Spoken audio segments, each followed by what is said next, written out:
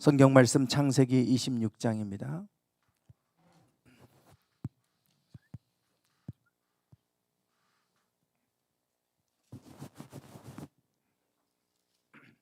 창세기 26장 12절부터입니다. 12절부터 16절까지 12절부터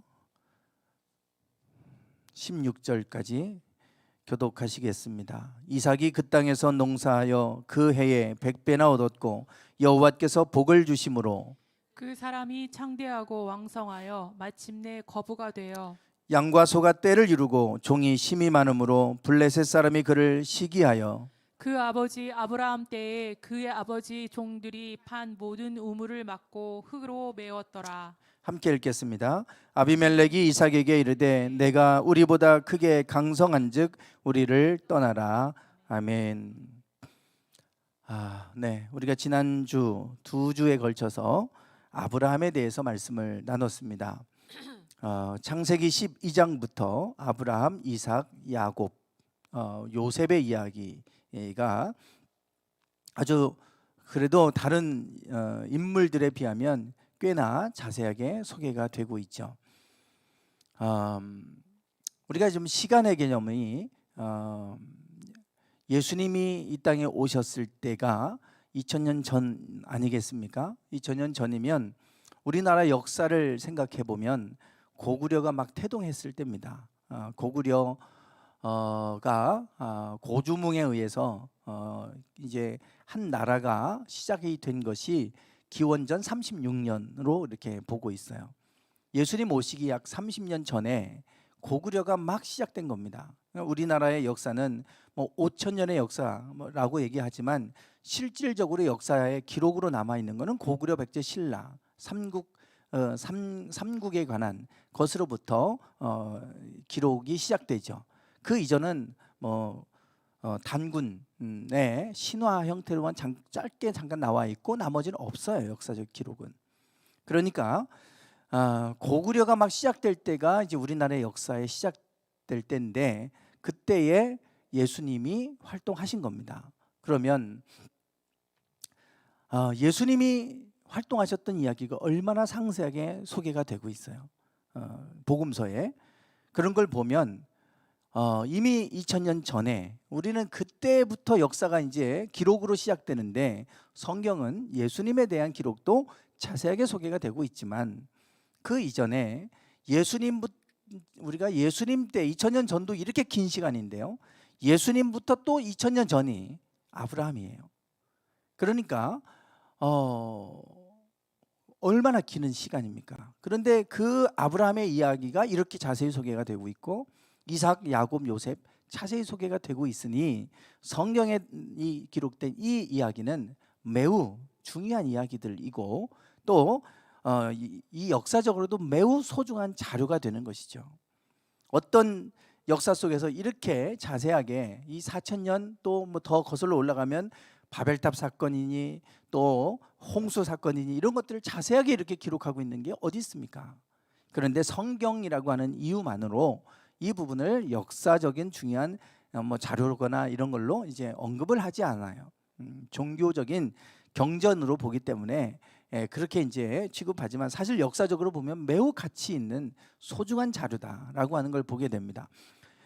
이 4000년 전에 아브라함, 이삭, 야곱, 요셉의 이야기 그리고 출애굽의 이야기 또 우리가 여호수아를 통해 가나안 땅을 정복하는 이야기 뭐 등등의 이야기들이 아주 상세하게 소개가 되고 있는 것이 그냥 우리가 성경을 통해 쉽게 접할 수 있는 이야기다 보니까 그것이 얼마나 귀한 기록인지를 우리가 인지를 못하고 지나갈 때가 많은데요. 이렇게 우리나라의 역사로 이렇게 비교해 보면 꽤 중요하고 또 자세하게 소개가 되고 있구나라고 하는 걸 알게 됩니다. 그리고 다른 인물들은 그냥 이름만 이렇게 기록이 되고 지나가는 것도 많은데요. 아브라함, 이삭, 야곱, 요셉에 대한 이야기는 아주 상세하게 중요한 몇 가지 사건들을 소개하고 있어요. 왜 이렇게 그들의 이름 정도로만 그냥 기억하고 있지 않고 성경은 자세하게 이렇게 소개해 주는가? 뭔가가 중요한 내용이 있으니까 그것을 소개하고 있는 것 아니겠습니까? 창세기의 주제는 복입니다. 복. 하나님께서 인간을 만드실 때도 복을 주셨고 아브라함을 부르실 때도 복을 약속하셨고 노아도 마찬가지로 항상 하나님은 복 주는 일을 시작하셨고 모든 우리 사람들을 복 주기를 원하셨죠. 그래서 아브라함을 부르셨어요. 저기 보시면 화면에 보시면 하나님께서 아브라함에게 부르시는데 내가 내게 지시할 땅으로 가라 이렇게 말씀하셨어요. 그러면서 너는 복이 될지라 이렇게 약속하시고 아브라함이 그 말씀을 쫓아서 가게 되죠. 그것이 가나안 땅입니다. 하나님이 지시하는 땅. 자, 우리는 저기에서 하나님이 지시할 땅이 가나안 땅이라는 거 우리는 알아요. 그런데 그 땅으로 가면 너는 복이 되게 해주겠다 그러신단 말이에요. 그 땅이 도대체 무슨 땅이길래 하나님은 아브라함에게 그 땅으로 가라고 하고 그리고 그곳에 가면 내가 너로 하여금 복이 되게 하고 천하 만민이 너로 말미암아 복을 얻게 해주겠다라고 말씀을 하실까? 우리는 지난 2주 동안 제가 이 말씀을 계속 드렸는데요. 아주 중요한 이야기입니다. 계속해서 성경에서 말하고 있는 복과 관련된 것이고요. 하나님의 복은 어느 곳에 임하는가? 왜 하나님이 그 땅으로 가라고 하고 왜 그 땅에 가면 너로 하여금 천하 만민이 복을 얻게 해주겠다고 그러시는지 이것이 그 땅과 무슨 관련이 있는지 그냥 아브라함에게 그냥 복을 약속하셨고 말씀하셨구나 이렇게 지나갈 게 아니에요. 그러면 아브라함이니까 그런 복을 주신 거지 우리하고는 상관없는 말씀이 되고 말잖아요. 왜 하나님은 그 땅으로 가라고 말씀하셔서 너가 복이 되라 너로 인해 천하 만민이 복을 얻게 해주겠다고 말씀하시는가? 이것을 알면 우리에게도 동일하게 하나님이 복이 되게 하신다. 그러면 어떻게 왜 그 땅으로 가라고 하시는지 그 땅은 어떤 땅인지 우리가 알 필요가 있어요. 이 지도를 제가 2주 동안 계속 보여드렸습니다. 원래 아브라함의 아버지 데라는 갈대아 우루, 갈대아면 이란입니다. 이란 우루, 지금 우루 땅에 살고 있다가 그곳에서 데라가 70세에 아브람과 하란과 나홀 이 세 명을 낳았더라 이렇게 나오잖아요. 그러면 세 명이 새 쌍둥이가 아닙니다. 70세 세 명을 같이 나가보는 거 아니잖아요. 새 쌍둥이가 아니에요. 다만 아브라함을 그냥 맨 앞에 쓴 것뿐이지. 그럼 아브라함이 첫째냐? 아니에요. 누가 첫째냐? 하란이 첫째입니다. 하란은 우르에서 먼저 죽었어요. 그래서 데라가 하란 땅으로 이주했습니다. 그래서 그 이주해서 사는 땅이 원래 하란이라고 하는 이름이 아니라 다른 이름이 있었는데 그 하란의 이름을 따라서 하란이라고 지은 게 이제 하란이 된 거예요. 그리고 나중에는 나홀이 하란 땅에 남아서 살게 되잖아요. 아브라함은 가나안 땅으로 내려오고 그래서 그 나홀의 후손들이 사는 그 지역을 나홀성이라고 이렇게 이제 부르게 됩니다. 저 하란에 있을 때 아버지 데라가 죽었어요. 그때 하나님이 말씀이 아브라함에게 임해서 너 내가 지시할 땅으로 가라. 그래서 가라고 한 곳이 가나안 땅이잖아요. 그때 하란의 아들, 첫째 아들 하란의 아들의 아들 아브라함에게는 조카 롯이죠. 롯이 함께 따라와서 가나안 땅으로 이주하고 아브라함의 동생 나홀은 저 땅에 머물게 되죠. 그래서 야곱이 저곳으로 도망갔다가 거기에서 레아와 라헬 아내를 얻는 이제 그리고 돌아오는 이야기가 나오지 않습니까? 지금 저기가 성경의 창세기의 무대가 되는 곳입니다. 지금 저 지도가 하나님이 저 땅 지시할 땅 가나안 땅으로 가라는 거예요. 왜 그 땅으로 가라고 하고 그 땅에 가면 내가 너로 하여금 복이 되게 한다고 그럴까? 아브라함이 믿음이 좋은 사람이면 하란 땅에서 그냥 거기에서 너는 너로 통해서 내가 복을 얻게 해주겠다 천하 만민이 그러면 되는데 왜 또 그 땅으로 가라고 하십니까? 굳이 그 땅이 도대체 뭐길래? 우리는 이 가나안 땅을 좀 주목할 필요가 있는데요. 아브라함이 가나안 땅에 내려왔을 때 그런데 그 땅을 지나 세겜 땅 모래 상수리 나무에 이르니 그때 가나안 사람이 그 땅에 어떻게 했대요? 거주했다 그랬어요. 아브라함이 그 땅에 와서 정착하려고 할 그때에 가나안 사람도 그 땅에 이제 거주하기 시작하는 거예요. 그 땅에 그때 아브라함이 그 땅에 올 때 가나안 사람들도 그 땅에 와서 이제 정착해서 살아가고 있는 이러한 상황에 아브라함이 그 땅에 옵니다. 그래서 그때부터 가나안의 후손들이죠. 함의 아들 가나안 아닙니까? 함의 아들. 이 가나안의 후손들이 그 땅을 장악하고 이제 살다 보니까 가나안 자손들이 사는 땅 그래서 가나안 땅이라고 부르게 되죠. 그러면 아브라함이 하란에서 이 가나안 땅으로 내려오기 전에 2장이 아니라 12장 저기가 12장 몇 절이에요? 혹시 찾아보셨나요? 저기 잘못 써 있네요. 12장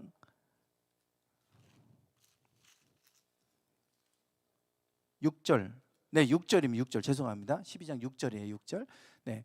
6절에 보면 저렇게 이제 말씀을 하고 있어요. 그러니까 가나안 사람들이 그때부터 이제 정착해 사는 거예요. 그리고 이제 아브라함, 이삭, 야곱, 요셉이 거기 살다가 요셉 때 이집트로 가잖아요.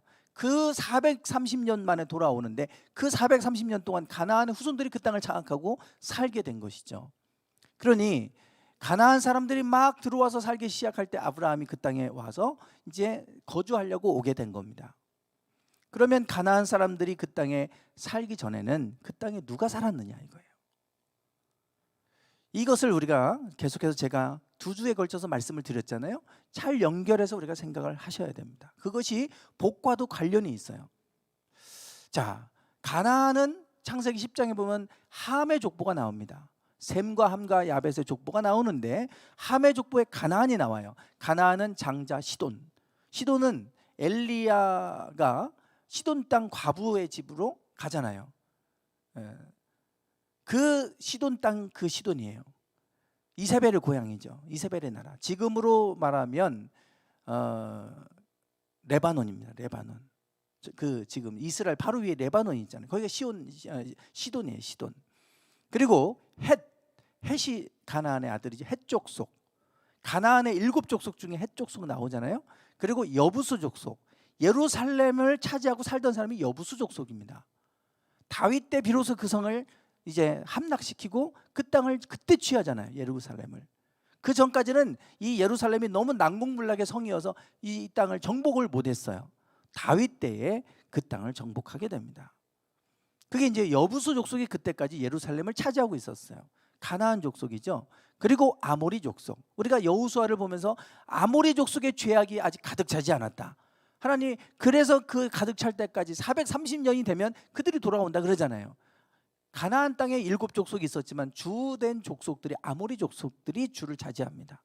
아모리 족속, 뭐 기르가스, 히위 족속 다 성경에 가나안 땅에 사는 7족속들의 이름들이 여기에 나와요. 가나안의 후손들입니다. 그래서 그 땅을 가나안의 후손들이 사는 땅, 그래서 가나안 땅이라고 부르게 돼요. 원래 지금 그 지도를 제가 지난번에 니므롯 저 뒤에 나올 것 같은데요. 네, 여기 있네요. 니므롯이 구스의 아들이었잖아요. 구스. 네. 즉 저 지금 보라색으로 구스, 붓, 또 미스라임, 여기가 이제 미스라임 그러면 이집트의 후손들이 사는 땅이고요. 구스 그러면 지금의 에티오피아 이쪽인데 원래 함의 자손들이 저쪽 아프리카 저쪽에 이제 살고 있었다가 점점점 흩어져 살면서 가나안의 후손들은 지금 가나안 땅, 지금의 이스라엘 땅에 들어와 살게 된 것이죠. 그 전에는 어떻게 됐는가? 니므롯이 동방으로 시날 평지로 와서 바벨론 탑을 쌓고 그러면서 저기에 셈족이 살던 사람들을 쫓아내면서 그래서 벨렉과 욕단, 에벨 때에 지금 벨렉은 저 북쪽 위로 올라가게 되죠. 저기가 바로 하란 바로 밑에 에블라라고 하는 곳입니다. 지금 뭐 지명을 하면 알레포라고 하는 곳이에요. 알레포. 저기가 에블라 왕국이 있었던 그 에블라 왕국의 흔적을 고고학적 발견했잖아요. 그래서 저희가 에벨의 땅입니다. 셈의 자손 중에 에벨이 있잖아요. 에벨. 그런데 그 자손들을 에벨의 자손이라고 분명히 말하고 있고 셈은 에벨 자손의 조상이라고 말하고 있어요. 그러니까 중요한 거는 에벨의 자손이다. 그러니까 에블라 왕국이 저기서 나오는데 저 에블라 왕국의 영역이 어디까지 되냐면요. 여기 저만큼을 에블라 왕국이 차지하게 됩니다. 가나안 땅까지예요. 그래서 에벨의 후손들 가운데 에벨, 셈에서 에벨 나오고 맨 밑으로 가면 족보에 아브라함까지 나옵니다. 데라와 아브라함까지. 거기서 이제 아브라함이 나와요. 그러니까 아브라함은 에벨의 자손입니다. 셈족에서 에벨의 자손이에요. 그 에벨이 세운 나라, 에블라 왕국이 영역이 저 가나안 땅까지 차지하고 있었어요. 그러니까 그들은 셈족으로서 하나님을 잘 섬겼던, 그래서 셈의 장막 안에 거하게 된다. 야벳과 함이 다 그런다고 했잖아요. 근데 함은 저주를 받았고 야벳은 하나님께서 부욕해 했잖아요. 그 셈의 장막 안에 거하게 한다 그랬는데, 이 셈의 셈족들이 특별히 이제 에불라 왕국에서 하나님을 믿는 하나님의 백성들이 저기에서 자기의 왕국을 세우고 살았습니다. 그것을 우리가 어떻게 아느냐 그럴 수 있는데요. 아브라함을 히브리 사람이라 그러잖아요. 히브리. 그 히브리가 지금 저기 보시면 에벨 히브리, 원어를 제가 이렇게 옮겨놨어요. 보세요. 에벨하고 히브리 자음이 똑같습니다. 밑에 점만 좀 다르죠. 저게 모음이에요. 모음. 밑에 점 찍힌 게 모음이에요. 그래서 히브리라고 하고 에벨 그러면 H가 먼저 들어갑니다. H. 그래서 헤벨인데 H로 시작하는 거는 이제 되게 묵음 처리돼서 에벨 이렇게 부르게 되는 거예요. 철자는 H로 시작돼요. 그래서 히브리, 에벨 다 여기서 나온 거고 건너온 자란 뜻입니다. 히브리 민족은 원래 바벨족 지역 시날평지에 살다가 넘어와서 건너와서 강을 건너서 티그리스 유브라데스 강이 있잖아요. 강을 건너서 넘어와서 거기에서 그들이 정착해서 그들의 나라를 세웠어요. 그래서 히브리어가 에벨로부터 오게 돼요. 히브리. 그리고 거기 같은 유래라는 단어고 똑같습니다. 그래서 히브리 민족이라 그러면 에벨의 후손이라는 말이에요. 히브리 민족은 에벨의 후손. 그래서 하란 땅으로 가서 거기서 하나님을 믿는 사람들을 만났을 것이고요. 거기서 아버지 데라 때는 다른 신을 섬겼다가 하란 땅에 가서 아브라함이 하나님을 만나고 하나님이 내가 지시할 땅으로 가라 그래서 왔어요. 그런데 지금 이 가나안 땅에 왔을 때 가나안 사람들이 살기 전에는 다른 사람들이 살고 있었어요. 그게 에벨의 후손들입니다. 히브리 민족이 그 땅에 이미 살고 있었던 거예요. 그걸 어떻게 아냐? 여기 보시면 창세기 14장에 보면요, 아브라함이 소돔과 고모라 전쟁을 승리했을 때 살렘 왕 멜기세덱이 와서 축복해 주는 얘기 나오죠. 우리는 이걸 주목해야 돼요. 갑자기 멜기세덱이 제사장 겸 살렘은 예루살렘인데 예루살렘의 왕이자 제사장이었던 멜기세덱이 갑자기 등장합니다. 그러면서 아브라함을 축복하는 거예요. 그러면서 그를 성경은 뭐라고 하냐면 그는 지극히 높으신 하나님의 제사장이다. 지극히 높으신 하나님이라고 하는 거는요, 그 당시에 얼마나 많은 신들을 섬기고 있었어요. 그 모든 신들 중에 가장 높으신 하나님, 신이다 이거예요. 그 신 여호와 하나님의 제사장이었다는 것입니다. 그게 이제 멜기세덱 살렘 왕이었고요. 예루살렘은 이미 그때부터 하나님을 예배하는 제사장이 거기에 있었어요. 그래서 살렘을 우리가 주목을 해야 되고 지금의 예루살렘도 마찬가지. 거기에 성전이 세워지니까요. 그래서 아브라함을 축복하면서 천지의 주제, 이 온 땅을 다스리는 분이라는 거예요. 지극히 높으신 하나님이여 아브라함에게 복을 주옵소서. 축복하는 장면이 나오잖아요. 갑자기 왜 그 땅에 아브라함이 있기 전에 그 멜기세덱이 등장하고 왜 하나님은 그 땅으로 가라고 하냐? 그 땅은 하나님 앞에 예배드리는 땅이었어요. 거룩한 땅이었단 말입니다. 거기에서 하나님을 지극히 높으신 하나님을 찬양하고 제사를 드렸던 제사장이 있던 곳이 살렘 땅이었어요. 그게 예루살렘입니다. 그런데 그들이 살고 있는 땅에 지금 누가 들어오기 시작하냐면 가나안 사람들이 들어오기 시작하는 거예요. 함이 저주를 받은 그 후손들입니다. 함이 저주를 받았던 이유는 노아가 술을 먹고 벌거벗고 취해 있을 때 그때 그 벌거벗은 걸 형제들에게 알렸다가 저주받는 일이 있었잖아요. 그 사건이 단순하게 그냥 아버지가 술을 먹고 그냥 벌거벗고 잔 거를 아버지 벌거벗고 잔다 이렇게 흉봐가지고 저주를 우리가 받았다고 생각하지만 그 이상의 뭔가가 있다는 거예요. 성적인 어떤 것이 있었을 것이다 보는 겁니다. 그렇지 않고는 그것 때문에 저주를 받을 이유가 없잖아요. 그래서 그 가나안 땅에 그 사람들이 들어와 살면서 음란하게 다른 신을 섬겼고 음란한 그 풍습들이 그 땅에 있었잖아요. 얼마나 많은 음란한 것들이 있었어요. 레위기를 보면 이 땅이 그런 모든 죄악으로 더러워졌다고 하잖아요. 얼마나 타락했는지, 성적으로 타락했는지 그런 모습을 보는데 그 사람들이 들어오기 시작하면서 그 에벨의 후손들 히브리 민족을 다 쫓아내고 자기들의 그런 거처로 삼으면서 결국 430년 만에 돌아올 때는 여호수아가 들어올 때는 그들이 다 장악해 버렸잖아요. 아모리 족속이. 오죽하면 하나님이 아브라함에게 말씀하실 때 너의 후손은 400년 만에 그 이방 민족을 섬기다가 400년 만에 돌아오게 될 것이다. 아직 아모리 족속의 죄악이 가득 차지 않았기 때문이다. 그랬어요. 그러니까 그들이 들어와서 그들을 다 밀어내고 그들이 가나안 땅을 정복하고 살아가니까 하나님이 너 그 땅 가라. 그 땅 가서 너 하나님 앞에 예배하는 그 땅을 지켜라. 그리고 보내시는데 결국은 나중에 이제 그 땅을 버리고 애굽 땅에 갔다가 다시금 하나님이 그 땅으로 돌아오게 하시는 걸 보게 됩니다. 하나님이 아브라함에게 복을 말씀하실 때 이 복과 하나님을 섬기는 것, 예배하는 것, 깊은 관계를 갖고 있어요. 그래서 하나님이 아브라함을 이 땅으로 가라고 하시는 거예요. 왜? 그 땅은 하나님을 예배하는 땅이었어요. 그 땅에 너 가서 나를 잘 섬기고 예배해라. 그러면 너로 인해 천하만민이 복을 얻게 해주겠다. 하나님을 예배하는 곳에 하나님이 임재하시고 복 주신다고 분명히 말씀하죠. 그래서 이 복과 그 가나안 땅이 무슨 관계가 있을까? 이게 예배하는 것과 관련이 있어요. 살레왕이 등장하고 뭐 이러잖아요. 자, 그러면 그 예루살렘 솔로몬이 성전을 건축하는데 어디다 졌어요? 예루살렘 모리아 산이라 그러잖아요. 그곳에 하나님의 거룩한 성전, 구별된 장소, 하나님 임재하시는 하나님의 집, 이 성전을 예루살렘 산 위에 성전을 세우게 됩니다. 그 산이 모리아 산이에요. 즉 살렘 왕이 있었던 그곳입니다.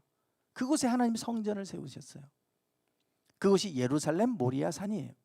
그리고 아브라함에게 하나님이 나타나셔서 내 아들 이삭을 제물로 바쳐라 그랬어요. 어디로 가서? 모리아 땅으로 가서. 이 모리아 땅이 예루살렘 땅을 얘기하는 거예요. 그 모리아 땅에 있는 산 모리아 산인 거예요. 그게 하나님이 왜 하필 헤브론에 살고 있는 이 아브라함에게 이삭을 데리고 그 모리아 땅으로 가서 제물로 바치라고 그러겠어요.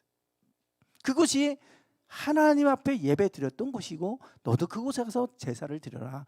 아들을 제물로 바쳐서 제사를 드려라 그러는 거예요.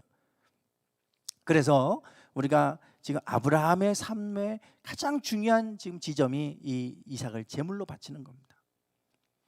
이거를 그가 순종하고 그렇게 이제 아들을 이삭을 제물로 바치려고 했을 때 하나님께서 막으셨죠. 그러면서 이렇게 말씀하셨어요. 내가 내 아들 내 독자까지도 아끼지 아니했으니 이제 내가 이제야 하나님 경외하는 줄 알았다. 내가 그 모습을 보니까 정말 내가 나를 경외하는 줄 내가 알았다. 그렇게 말씀하시고 그러면서 내가 너로 하여금 큰 복을 주겠다. 너 씨가 번성하게 될 것이고 그리고 너 씨는 너의 자손들은 대적의 문을 차지하게 될 것이다. 너의 자손으로 말미암아 천하만민이 복을 얻게 될 것이다. 그 이유는 내가 나의 말을 어떻게 했어요?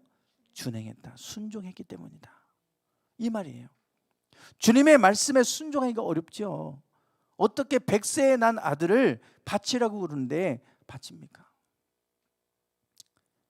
어제 제가 경식이를 이제 그 군대 이제 입소를 해야 되니까 데려갔다가 오는데 마음이 찡한 거예요.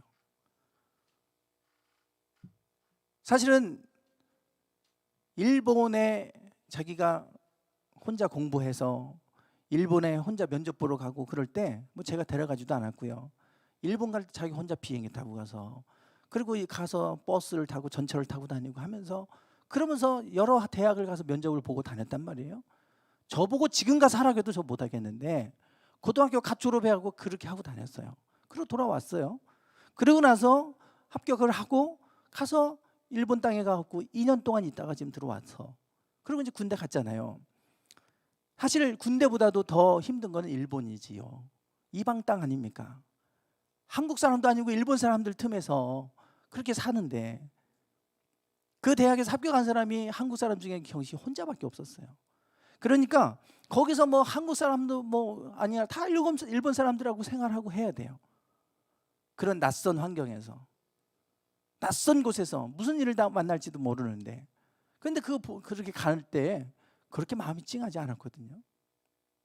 그러니까 사실 군대 가는 것보다 일본 보내는 게 더 힘들었을 것 같은데 그렇지 않았는데 군대 가는 거를 보니까 왜 이렇게 마음이 찡한지 오는데 자꾸 눈물도 나고 막 이러는 거예요. 생각이 나면 눈물 나고 그래요. 왜? 다른 게 아니라 본인이 가기 힘들어하니까. 내가 왜 가야 돼? 다 가기 싫어하지. 누가 그거 원해서 가는 사람 누가 있어요? 스스로 지원해서 가는 거 아니면 억지로 끌려가다시피 가니까 내가 왜 거기 가서 이렇게 썩고 와야 되지? 그 마음 때문에 막 힘들어하잖아요. 힘들어하는 모습을 보니까 마음이 아픈 거예요. 그렇게 하는 모습을 제가 이렇게 보고 오니까 더 힘든 거죠. 그런데 아브라함이 이삭을 제물로 바칠 때 그 마음이 제가 이제야 조금 이해가 돼요. 전에는 정말 힘든 순종을 했다 그러는데 이제 조금 알겠어요. 전에 아들들을 군대 보내는 분들의 마음을 제가 좀 알겠어요. 이제 보내보니까. 그러니까 벌써 그 군대 동기 중에도 먼저 보내서 지금 군대가 있는 아들을 두고 있는 동기도 있고 벌써 제대하고 이제 돌아와 있는 동기도 있어요. 어제 제가 동기들이 막 모임을 하고 하는데 나는 우리 아들 군대 가고 못 간다고 이제 그렇게 했더니 거기서 이제 얘기를 해가지고 그랬는지 몇 사람이 전화를 오는 거예요. 군대를 보내본 사람들의 그 동기들이 그 마음을 아니까 저한테 위로해 전화를 해주더라고요. 아직 군대 안 보낸 그런 동기들은 전화가 없어요. 그러니까 아는 거지, 아는 거예요. 그 마음을 아니까. 그래서 제가 보내보니까 그때 마음이 이랬겠구나. 그걸 좀 이해가 돼요. 그런데 이삭을 제물로 바쳐라. 끌고 가잖아요. 자기가 아들을 끌고 가잖아요. 그 제물로 바치려고. 야, 얼마나 힘들었을까. 군대 끌어다 주는 것도 힘든데 그걸 잡아서 제물로 바치라고? 이야, 이거 보통 문제가 아니에요. 하나님이 그걸 요구하시는데 아브라함이 순종합니다. 순종해요. 내가 나의 말을 순종했고 그렇게 하는 것을 보니 내가 나를 얼마나 경외하는지 내가 이제 알았다. 그리고 복을 말씀하시는 거예요. 결국 하나님께서 아브라함을 복 주시는 이 부분은 하나님을 전적으로 신뢰하는 모습을 보신 거예요. 그리고 순종하잖아요. 그 신뢰하는 게 뭐를 통해 나타나냐면 순종을 통해 나타나잖아요. 순종을 통해. 이 아브라함의 믿음을 볼 수 있는 대목이 여기 있어요. 이삭이 이렇게 묻습니다. 아버지, 불과 나무는 있거니와 번제할 어린 양은 어디 있습니까? 좀 눈치가 좀 자기도 이제 눈치를 챘겠죠. 같이 이제 뭐 나무는 이제 그 종들이 하인들이 메고 갔는데 모리아산에 다 와갖고는 거기 있게 하고 그거 들고 이제 이삭이 지게 하고 가는 거예요. 그러니까 아니 이제는 조금만 올라가면 제단에서 제사를 드려야 되는데 불은 있고 나무는 있는데 양은 어디 있습니까? 불안한 거죠 이제 자기도. 아브라함이 이렇게 대답해요. 내 아들아, 번제할 어린 양은 하나님이 자기를 위해 친히 준비하실 것이다. 그래서 그곳 이름을 여호와 이레라 그러잖아요. 하나님 정말 준비해 주셨잖아요. 아브라함의 믿음은 참 대단했어요. 그 아들 이삭이 그렇게 물어볼 때 마음이 무너질 것 같은데 아들아, 하나님이 친히 자기를 위해 준비해 주실 거다. 이렇게 하고 데려갑니다. 그 믿음대로 하나님이 준비해 주셨죠. 그리고 그 아들 이삭의 아내가 될 사람을 데려오라고 할 때도 종이 하인이 만약에 따라오지 않으면 어떻게 합니까? 그러면 그 아들 이삭을 데리고 가야 됩니까? 뭐 이렇게 물을 때 아브라함이 대답한 게 있죠. 빨간 글씨로 보면 그가 그 사자를 너보다 앞서 보내실 것이다. 거기서 내 아들을 위해 아내를 택할지니라. 얼마나 하나님을 신뢰했는지요. 가면 내가 그 어떤 사람인 줄 알고 어떤 사람을 내가 찾아서 이삭에게 맞는 아내가 될 사람이 어떤 사람인 줄 알아서 내가 갑니까? 만약에 안 온다면 어떻게 합니까?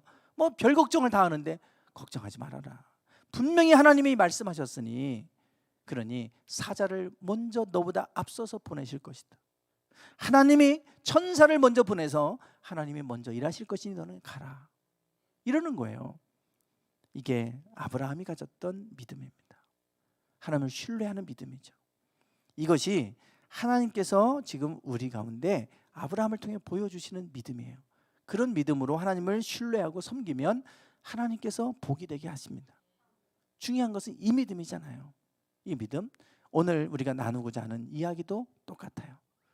이삭도 그렇고 야곱도 마찬가지인데 이삭이 하나님이 오늘 이삭과 관련된 얘기인데 하나님 이삭을 복 주시는 얘기입니다.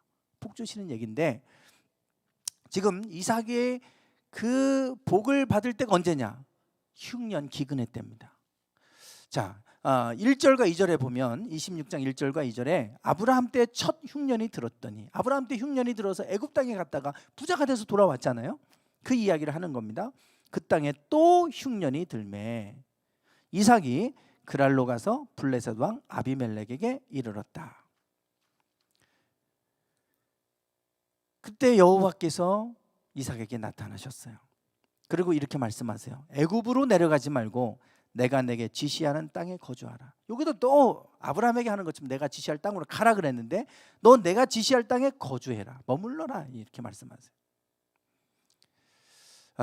그러면서 3절과 4절에 이 땅에 거류하면, 이 땅에서 너가 정착해서 살면 내가 너와 함께 있어서 너에게 복을 줄 것이고 내가 이 모든 땅을 너와 내 자손에게 주겠다. 내가 너의 아버지 아브라함에게 맹세한 것을 이루어서 너의 자손을 하늘의 별과 같이 바닷가의 모래같이 번성하게 해주겠다. 내 자손으로 말미암아 천하 만민이 복을 얻게 될 것이다, 그러셨어요. 자, 여기 지도를, 아까 그 지도입니다. 이 지도를 보시면 지금 저기에 그랄이라고 되어 있잖아요. 그 옆에가 헤브론입니다. 지금 화살표로 따라서 헤브론에 살고 있었죠. 아브라함이 그곳에 무덤이 묻힌 곳도 헤브론이고요. 헤브론에 살고 있었어요. 그곳에 지금 기근이 온 겁니다. 그래서 이집트로 가려고 하는 거예요. 이집트는 비가 많은 나라가 아니에요. 그렇지만 나일강이 있어요. 그래서 살 수 있는 곳입니다. 그러니까 기근이 오면 무조건 이집트로 가는 건데, 이집트로 가려고 하는데 바로 옆에 그랄 땅, 블레셋 사람들이 살았던 그랄 땅인 거예요. 그러니까 뭐 멀리 간 것도 아니고요, 바로 옆 동네예요. 옆 동네 가서 거기를 거쳐서 애굽으로 내려가는 길목입니다. 길목. 그런데 그 그랄 땅에 딱 갔더니 하나님이, 야 이삭아, 너 이 땅에 머물러라. 이 땅에서 너가 머물러 살면 내가 너를 복 줄게. 너의 자손으로 말미암아 천하 만민이 복을 얻게 하고 이 땅을 내가 너에게 줄게. 이렇게 약속하시는 거예요. 뭐 기근이 왔는데, 헤브론에 기근이 왔으면 그랄 땅도 기근이 아니겠어요? 똑같은 지금 기근으로 고통받는 이러한 상황에 있는데 그 땅에 머무르라는 거예요. 그냥 가지 말고. 하나님이 아브라함에게 약속했던 그 땅 버리고 이집트로 가지 말고 너 여기 머물러라, 이렇게 말씀하셨어요. 이삭이 순종했습니다. 그 땅에 머물렀어요. 그래서 그랄 땅에 아비멜렉 왕에게 허락을 받고 그 땅을 사서, 돈 주고 사서 그 땅에 이제 정착하고 사는 겁니다. 그런데 성경에 보면 오늘 본문이에요. 그 땅에서 농사해서 그해 몇 배를 얻었습니까? 100배를 얻었어요. 100배를. 하나님이 복을 주심으로 그랬어요. 100배라고 하면 100배는 비교급입니다. 비교급이에요. 뭐의 100배예요? 뭐에? 기준이 있어야 될 거 아니에요. 100배인데 뭐의 100배는 얘기입니까 지금? 작년에, 아니면 헤브론 땅에서 농사 졌을 때보다 100배란 말일까요? 아니면 블레셋 사람들보다 100배란 말일까요? 뭐 기준이 있어야 될 거 아니에요. 뭐의 100배 같으세요? 블레셋 사람의 100배예요. 왜냐하면 그곳에 왔는데 그곳에서 100배를 거뒀다. 그러면 블레셋 사람들도 똑같이 100배를 거뒀으면요, 우물을 막을 필요가 없어요. 다 우물 막아버리잖아요. 뺏어가고. 그러니까 자기네들은 안 되는데 이삭만 와갖고 우물이 나와서 그물로 100배를 거두니까, 자기들보다 100배를 거두니까 셈이 나가지고 시기해서 그걸 막아버리는 거예요. 자기네들도 똑같이 그 해 많은 것을 농사져서 많은 것을 얻었다면 뭐하러 막아요?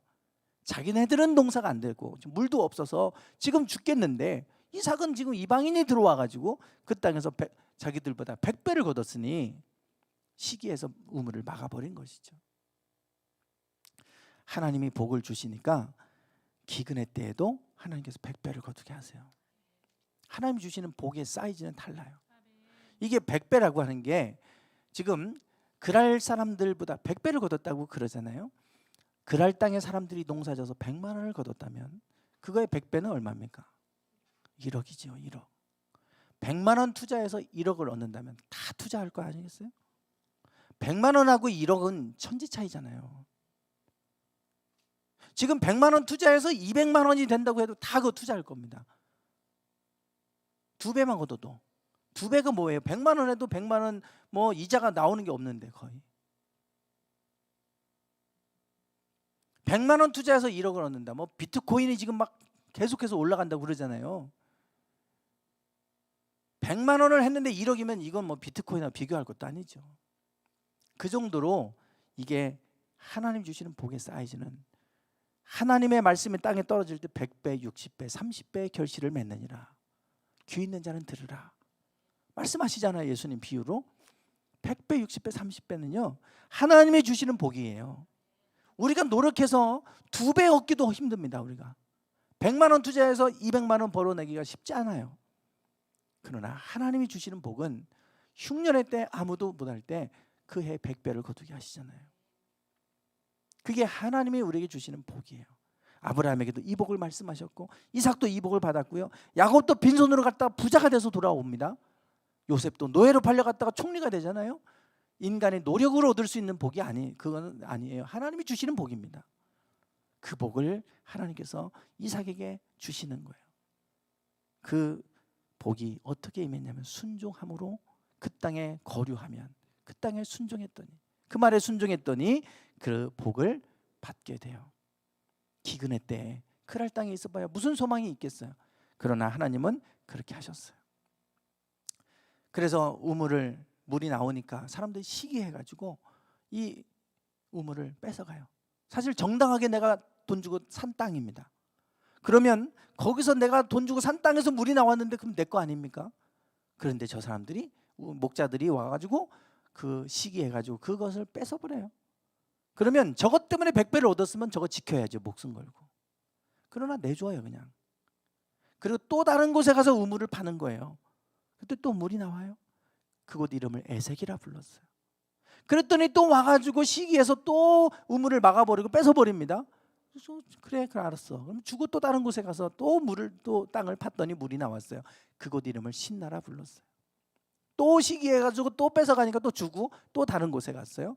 그래서 르흐봇이라. 더 이상 그들이 이제 시기하지 않고 내버려 두는 거예요.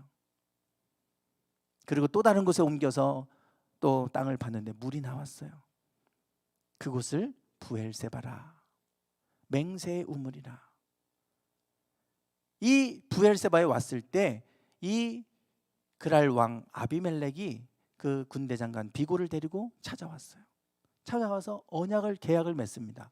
뭐라고 하냐면 맨 뒤에 28절과 29절 말씀인데 두 절인데 같이 한번 읽어보실까요? 시작.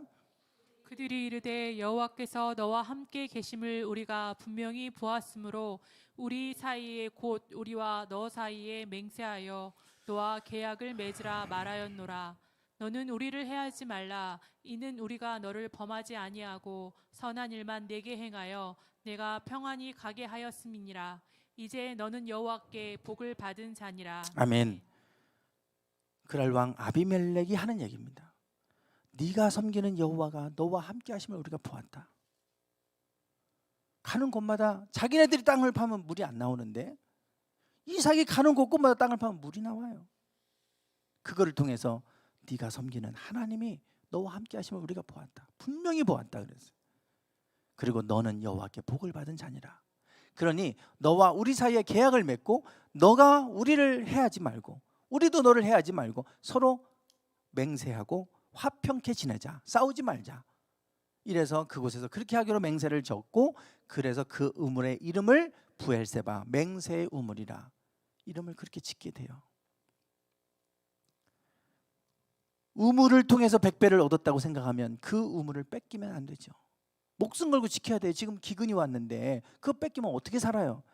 그러나 이삭이 줄 수 있는 이유는 우물 때문에 100배를 얻은 게 아니라 하나님이 주신 것임을 알기 때문에 그래요.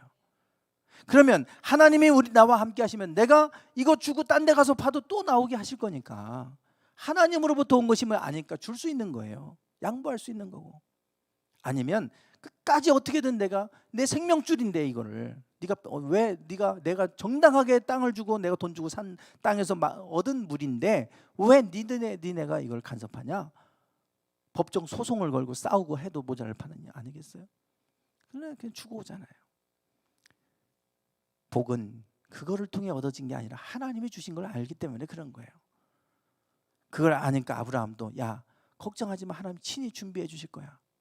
하나님이 천사를 먼저, 사자를 먼저 보내서 그래서 예배하실 것이다. 먼저 앞서가실 것이다. 아브라함의 믿음처럼 이삭도 그 믿음이 있었고 그걸 알기 때문에 줄 수 있었던 것이고, 그 가는 곳곳마다 하나님께서 그렇게 우물이 나오게 하셔서 그래서 부족함이 없게 그 기근의 때를 하나님 벗어나게 하시는 모습을 보게 됩니다. 다 그들의 믿음이 어디에 있냐면 하나님을 신뢰하는 믿음이에요. 신뢰하는 믿음. 끝까지 하나님을 신뢰하고 믿으면 하나님께서 분명히 우리보다 앞서 가시는 줄 믿습니다. 앞서 가셔서 그 길을 예비하실 줄 믿습니다. 코로나 그래요. 내일 우리 목회자들 또 이제 포럼에서 코로나 이후의 교회, 목회 어떻게 해야 되는지 전문가 불러다가 세미나를 해요. 들어도 뭐 답이 없어요. 사실은 뭘 할 수 있겠어요. 우리가 다들 이제는 코로나 이후에 올해 내년 가면 교회들이 많이 무너지고 경매 나오고 막 다 이 걱정합니다. 지금 다 재정이 50% 정도 이상 다 지금 마이너스 됐으니까요. 휘청휘청하지요. 다 어려워요 지금. 그러나 아브라함이나 이삭을 보면 흉년의 때에도 하나님을 끝까지 신뢰하고 믿음으로 하나님 기뻐하는 믿음 가지고 살아가니까 하나님께서 그의 백배를 거두게 하시잖아요. 저는 믿습니다. 끝까지 하나님을 신뢰하고 믿음으로 우리가 바로 서 있으면 하나님 반드시 우리를 복되게 하신 하나님이십니다. 중요한 것은 우리가 이 믿음 갖고 하나님을 잘 섬기는 거예요. 아브라함도 그랬고 이삭도 그랬고, 그렇게 했더니 그 땅을 버리지 않고 하나님을 예배했던 땅, 그 땅에 머물러 살면 내가 이 땅에서 너에게 이렇게 복을 줄게. 오늘 우리가 어떤 일이 있어도 예배의 단을 무너뜨리지 말고 끝까지 예배의 단을 지키고 끝까지 하나님을 섬기고, 그러면 하나님께서 반드시 어느 곳에 있든지 어떤 상황에 있든지 복되게 하실 줄 믿습니다. 하나님은 복 주시는 하나님이십니다. 오늘 아브라함에게도 그렇게 복을 주셨고 이삭에게도 복을 주셨던 것처럼 동일하게 하나님은 우리에게도 복 주기를 원하시는 하나님이신 줄 믿습니다. 오늘 우리가